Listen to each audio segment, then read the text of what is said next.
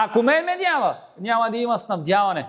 Ще има много труд, няма да има изобилие, няма да има благословение. Джоба винаги ще е скъсан, никога няма да стигат. Когато пръчката се отдели, искам да ви кажа, че тя не умира веднага. После в един момент обаче изсъхва. Защото когато отрежем примерно от едно дърво един клон, той има листа. И тези листа на момента ли изсъхват? Не изсъхват на момента.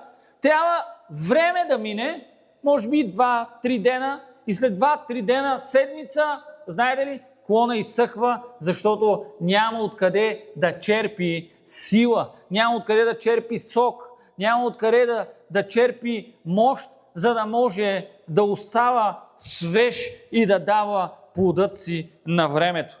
Така е и духовно. Човек може да изглежда добре отвън, но без Христос вътре в нас няма живот. Независимо как изглеждаш отвън.